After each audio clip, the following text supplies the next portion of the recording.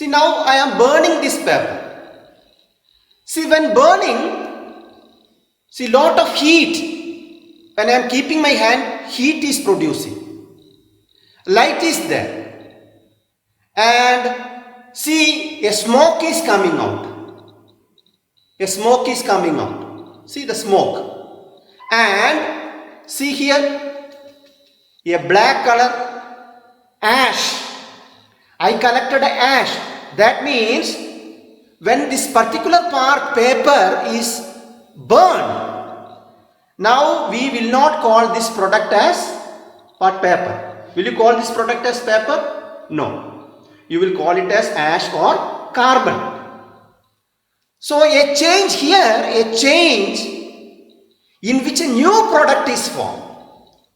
A change in which new product is formed. And can you convert this new product to paper again? Can you? No. So a change in which new product is formed and that cannot be converted back to its original thing is known as the chemical change. Let us discuss some more examples. You listen to these examples very carefully, okay? Formation of curd, 1.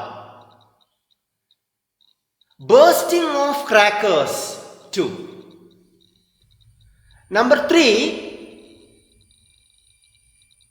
cooking of food. Number 4, rusting of iron. 4 example I said. Okay?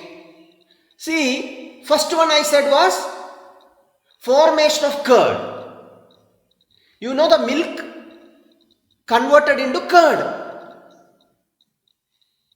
See the milk, if you taste the milk is slightly sweet because in milk there is a milk sugar, lactose is present. Which is the milk sugar? Lactose. But when the milk get converted into curd, the curd is sour in taste. Isn't it? Sour. Why? Because the milk sugar lactose converted into lactic acid. You know the acids are sour in taste. So here, in this change, lactic acid, a new product is formed. And another example, I told you, bursting of crackers. See, when the crackers are burst, you know the smoke, a smoke is coming out. The smoke is having a particular smell, you know, that is sulfur dioxide. Lot of heat is produced, light is produced, sound is produced. So see here, that smoke, a sulfur dioxide, a new product is coming out. When you boiled the rice, after boiling the rice or after cooking something, see, again you cannot convert that cooked food into raw rice. Raw rice become boiled rice. A new product. When you burn a paper, a new product, ash, carbon, okay, and smoke, carbon dioxide are coming out. You cannot change that ash again back to paper. But what if you fold the paper, again you can unfold. And even after folding the paper, you will say that that is paper only. There is no change in name. But if you burn the paper, once you burn the paper, the product, the new product, you cannot call it as paper. It is just ash. Or it is a carbon product. So a new product is forming. Therefore, any change that leads to the formation of a new product, a change that leads to the formation of a new product is known as a chemical change. In a chemical change, there is always the formation of a new product. And in this change, that product formed cannot be reversed, or it cannot be again returned to its original shape or size. Okay, therefore, a change in which a new product, a chemically new product is formed are called chemical changes. Therefore, bursting of crackers, okay, formation of curd, then I said rusting of iron. If you keep the iron material outside for few days, the iron slowly damage and form rust. That rust is actually iron oxide, a new product. Again, that rust you cannot change back to iron. Therefore, rusting of iron is also an example for chemical change. So, in a chemical change, there is always the formation of a new product. So, hope you understood the difference between physical and chemical change in the definition.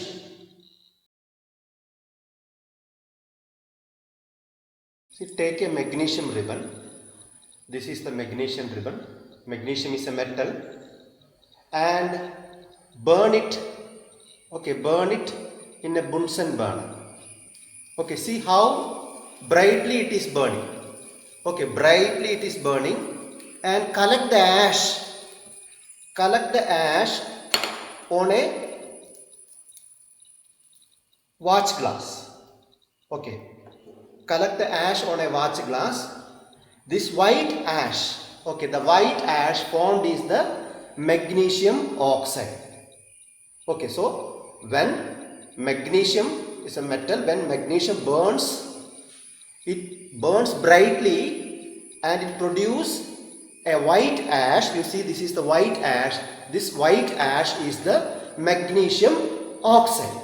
So it's a chemical change.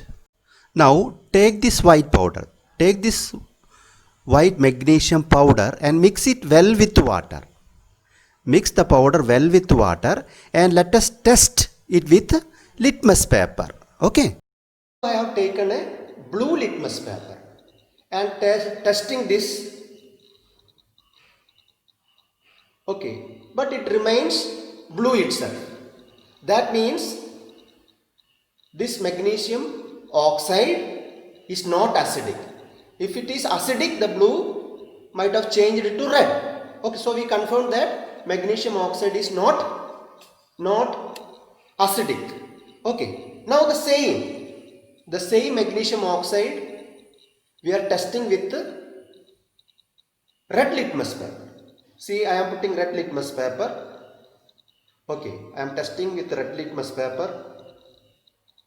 See, the red litmus part slowly changed into blue. Okay, as the red litmus changes to blue, this magnesium oxide formed is basic in nature.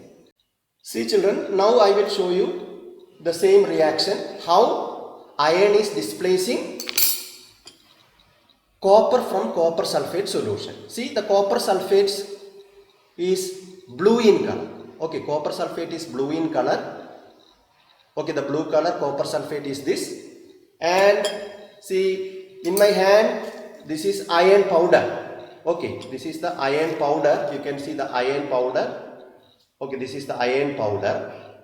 Now what happens, you see, I am taking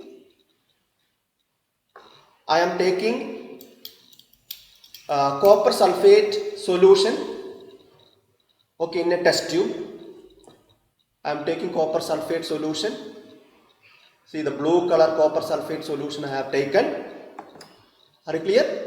Now, see, I am putting some iron in it, iron powder. Slowly I am putting iron powder in it. Okay. After some time, what happens, you see? Shake it well. Okay. Shake it well.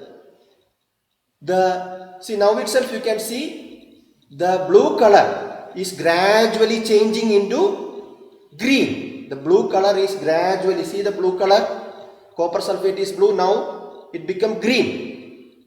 Okay, the gradually it is changing. Why the blue become green? See, because iron sulfate is forming. Iron sulfate is green in color.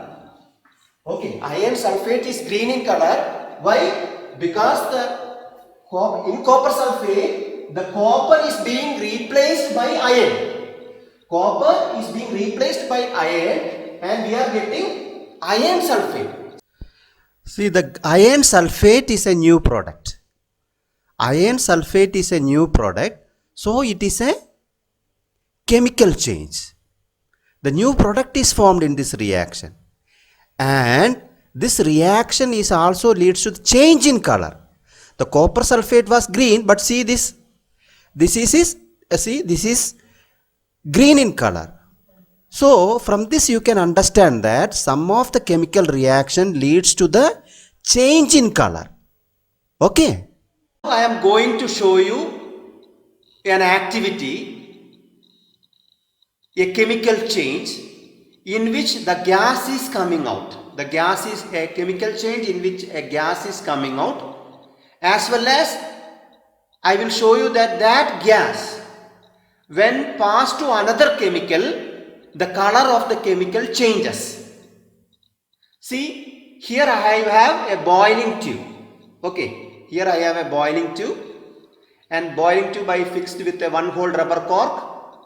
Through the one-hole rubber cork, I just inserted a side tube, and I am going to take one more test tube, another test tube. In this test tube, I am going to fill this one, lime water, calcium hydroxide solution. Okay. In this boiling tube, I will take acetic acid, vinegar. Okay, and I will put baking soda, sodium hydrogen carbonate. That time you have to observe a gas is coming out. Okay, that gas will come out through the side tube, and I will collect that gas in the second test tube like this. Okay, in the second test tube I will take lime water, and in this lime water I will pass that gas, carbon dioxide gas, to the lime water, and you see what happens. Okay, see, I am going to take acetic acid, vinegar, in the boiling tube. Okay, I am slowly adding acetic acid on a boiling test tube. Okay, I added acetic acid. See, in the other test tube I am adding lime water. Okay, I am adding lime water in the next test tube. See, lime water is very clean liquid. You see, like water, it is very clear liquid, lime water. Okay. See, this is sodium hydrogen carbonate or sodium bicarbonate or baking soda. Okay, I am taking some baking soda. See, baking soda is white color powder. Okay, I am taking some baking soda. This I will put, this baking soda I am going to add in the boiling tube where I have taken acetic acid. Okay, you see what happens when I add this baking soda, that is sodium hydrogen carbonate, into acetic acid. Just a minute, you see. See, I am going to add baking soda. See, can you see the effervescence are coming out? See, these effervescence are actually carbon dioxide. Carbon dioxide is coming out. I am immediately closing it, and I am collecting that carbon dioxide in the lime water. See, now you can see the gas bubbles I am collecting in the lime water. Okay, the gas bubbles, the reaction is taking place in this one, and a gas is coming through the side tube, and the gas is getting collected in the lime water. Okay, lime water is there in the second test tube. So see, this is a chemical change. In this chemical change, what happens? A gas is coming out. Very clearly you can see the gas bubbles are coming out. Okay, these gas bubbles are actually carbon dioxide. Okay, see, now I am testing whether this is carbon dioxide or not. If it is carbon dioxide, see the lime water have to change into milky color or white color or cloudy white color. Okay. See, now I am mixing it. See now, see more and more carbon dioxide came, and now see slowly it changed into cloudy. Earlier it was very clear liquid, isn't it? Now see, it become cloudy. Why it became cloudy? Because the carbon dioxide which came out, I collected in the lime water, that is calcium hydroxide. The calcium hydroxide become calcium carbonate. Calcium carbonate is actually like your chalk piece color. Chalk piece is actually calcium carbonate. Okay.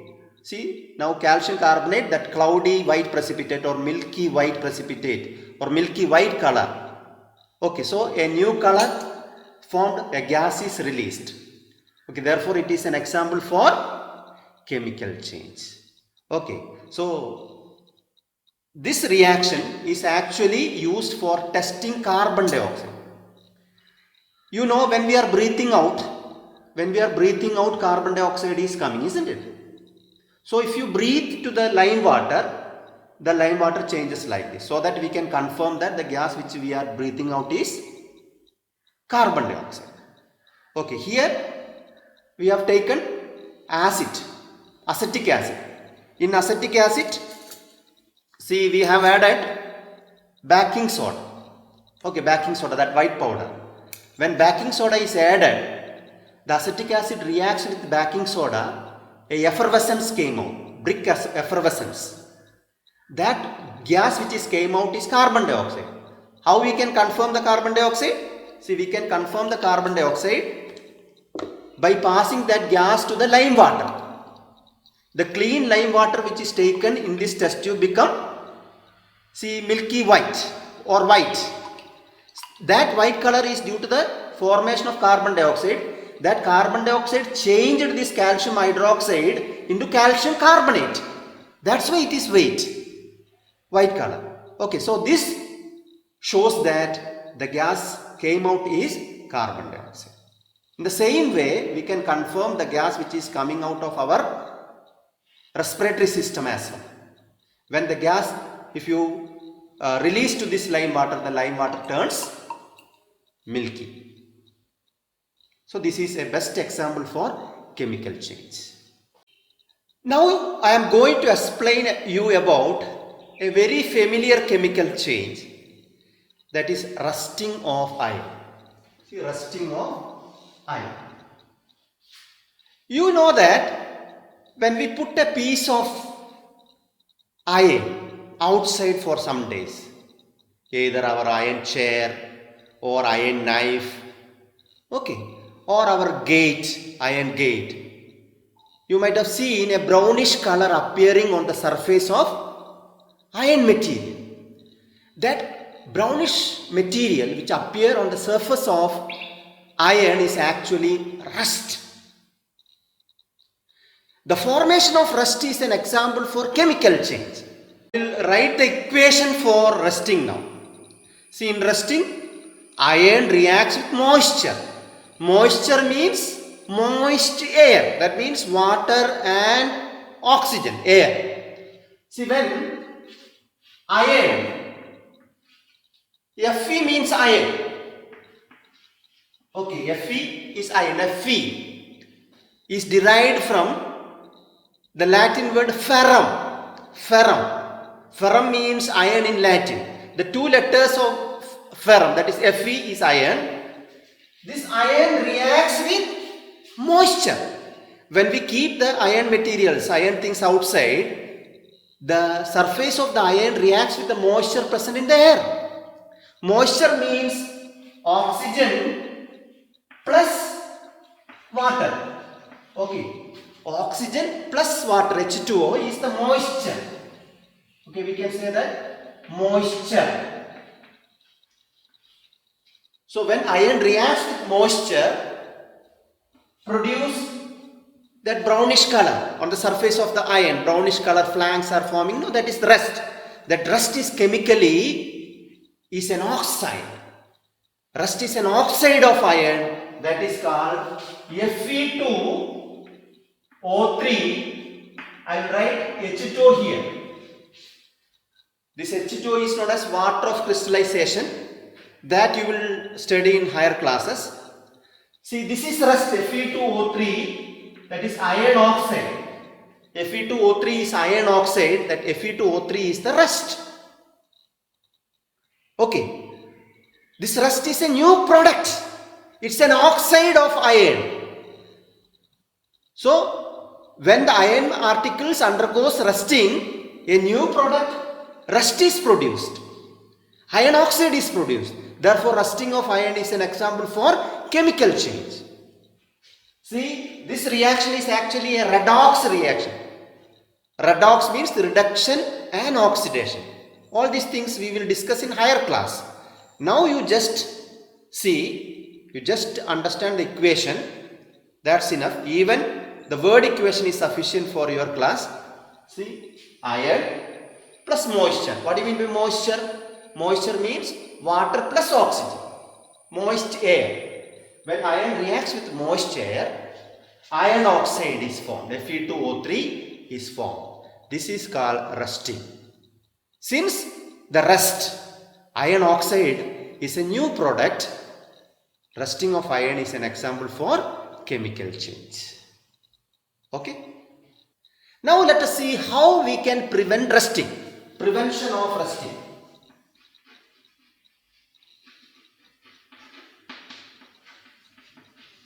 Let us see how rusting can be prevented. The first one, by painting. The first method is painting.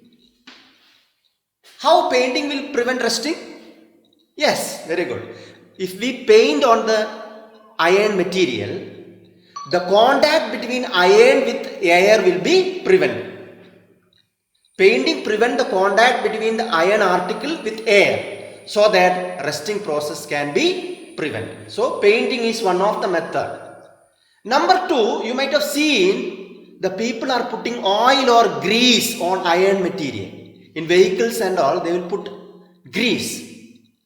Grease is an example for lubricant. So, by oiling and greasing also we can prevent rusting to certain extent. So, next one is, second one, oiling.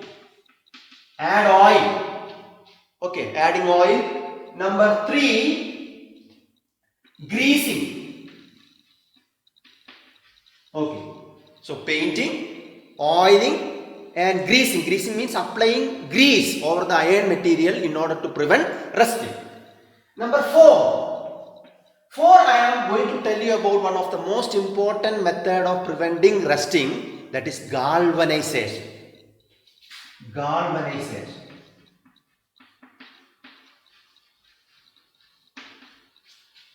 See, galvanization means, you know, on the surface of iron,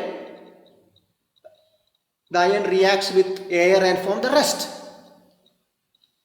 So what we have to do, if we prevent the contact of iron with air, we can prevent rusting. So what we are going to do, we are going to just put a coating of zinc. Put a coating of zinc, that is another metal. Put a coating of zinc over iron. Okay, on the surface of the iron, let us put a coating of zinc, so that the iron can be prevented from rusting. The contact between iron and air will be prevented by putting a thin layer of zinc on the surface of iron. This process is called galvanization. Okay, the process of coating a thin layer of zinc. The process of coating a thin layer of zinc on the surface of iron. On the surface of iron, in order to prevent rusting is called galvanization. Okay. Galvanization is the method of applying a thin coat, a thin layer of zinc on the surface of iron in order to prevent rusting. That process is called galvanization. So galvanization is another method of preventing rusting. And next method, alloying. Alloys. You know alloys? ALLOY, alloy. You might have seen alloy wheels for car, bikes and all. What are alloys? Alloys are homogeneous mixture of one or more metals or one or more metals with non-metals. When one or two metals, one or more metals are mixed together, a homogeneous mixture, you cannot you cannot recognize which are the different metals are mixed together. That is called homogeneous mixture. The homogeneous mixture of two or more metals or the homogeneous mixture of some metals with non-metals are called alloys. You know, stainless steel is an alloy. Stainless steel. The stainless steel plates you are using in your home for taking food, or the stainless steel vessels you are using, that is actually an alloy. Okay, that is alloy of iron. So by alloying we can prevent rusting. So alloying is another method of preventing rusting. So far I discussed 5 different methods of preventing rusting. Which are the 5 different methods? Rusting can be prevented by, first one, painting. Number 2, applying oils. Then greasing, applying grease over the iron articles. 4th, galvanization. The process of coating a thin layer of zinc on the surface of iron in order to prevent rusting is called galvanization. And the 5th one is alloying. Convert iron into alloys. That means mix the iron with some other metals or non-metals and form a alloy so that rust can be prevented. So these are the 5 different methods of preventing rusting. See, in some of the areas the rusting may be very faster, especially in coastal areas. You know why in coastal areas the rusting process? In coastal area the rusting process is very faster than desert. Why? See, in coastal area the humidity will be more. The atmosphere is more humid. When the atmosphere is more humid, the rate of rusting will be faster. Whereas in desert, the atmosphere is dry, not humid. Therefore, in a desert area, comparatively, the rusting rate will be slower. Photosynthesis. The preparation of food by green plants. Photosynthesis. That is a chemical change. Cooking of food is a chemical change. Digestion is a chemical change. Respiration is a chemical change. Okay. Burning of petrol is a chemical change. See, when you cut the fruits, say for example, if you cut the apple and keep it for some time, the surface of the apple turn its color. Actually, that is a chemical change. Some of the substance, chemical molecules present in the apple reacts with air so that a new product is formed. Okay, so the change in the cut surface of fruits is an example for chemical change.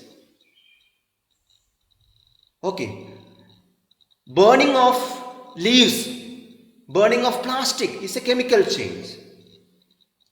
See, you know, when we burn, lot of carbon dioxide is released to the atmosphere. carbon dioxide and some of other pollutants like CFC. What do you mean by CFC? Chlorofluorocarbons. See, when such chemicals are released to the atmosphere, in the upper surface of the atmosphere there is a shield, there is a layer known as ozone layer. Have you heard about ozone layer? See, the ozone layer is actually O3. O2 is oxygen, O3 is ozone. See, the ozone layer is very, very helpful for us. You know why? Very good. Ozone layer protects the earth's surface from harmful ultraviolet radiation. Ozone layer acts as a shield. Okay, it protects us. It protects the earth's surface from harmful ultraviolet radiation of the sun. This ozone layer. But because of the pollutants, because of the chemicals that we are sending from our air, the ozone layer reacts with that chemicals and the ozone O3 is getting split. It breaks. Okay, and it forms oxygen. O3 become O2. When the ozone layer is broken or the thickness of the ozone layer reduces, what happens? The ultraviolet, harmful ultraviolet rays reaches the earth's surface, and that may cause skin cancer, diseases. It affects plants and other animals. Okay, therefore, the reaction that occurs on the ozone layer because of the pollutants that we are sending is also an example for chemical change. Okay. See, in addition to the formation of a new product, some more changes may happen during a chemical change. See, when I burned the magnesium ribbon, the white powder you got, so that is a new product. So the formation of new product is the first and foremost change in a chemical reaction. In a chemical reaction, there is always the formation of a new product. Okay, so I will write during chemical change a new product. Chemical change always gives a new product.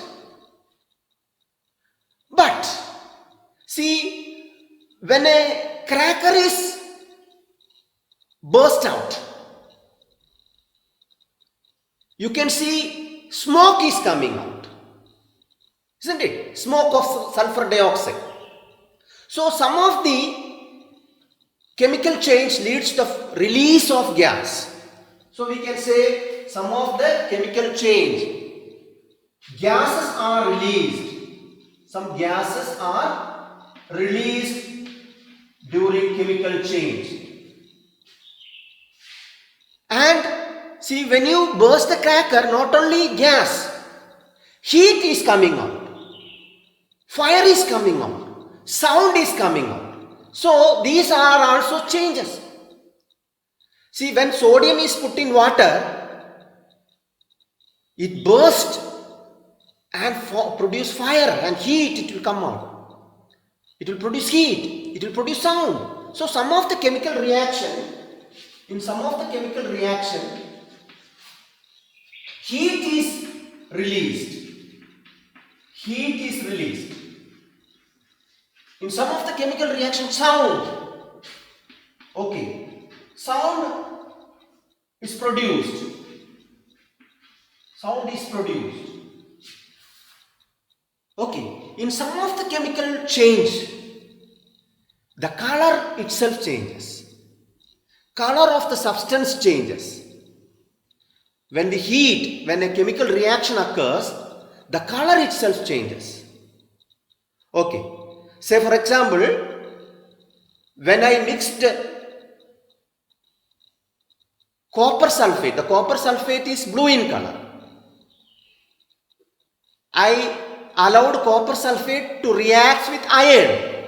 After some time, the blue color of the copper sulfate become green color because copper sulfate is changed into iron sulfate.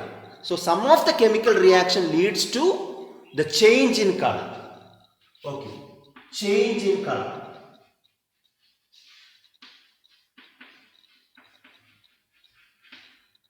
Okay, so what are the some of the additional features or what are the some of the characters of chemical change? In a chemical change, a new product is formed. During chemical change, some gases are released out. During chemical change, some of the chemical change, heat is evolved out. Sound is produced. In some of the chemical reaction, the color changes. Okay, and all the chemical reactions are irreversible. Okay, the chemical reactions are irreversible. Reversible means the new product form cannot be returned or turned back to its original shape, size or the same thing. Always a new product is formed. These are irreversible changes. So the chemical changes are irreversible. During a chemical change, new product is formed. During some of the chemical reactions, heat may be produced. Some gases may be evolved. In some few of the reactions, the color changes. In some of the reactions, sound may be produced. So these are some of the characteristics of chemical changes.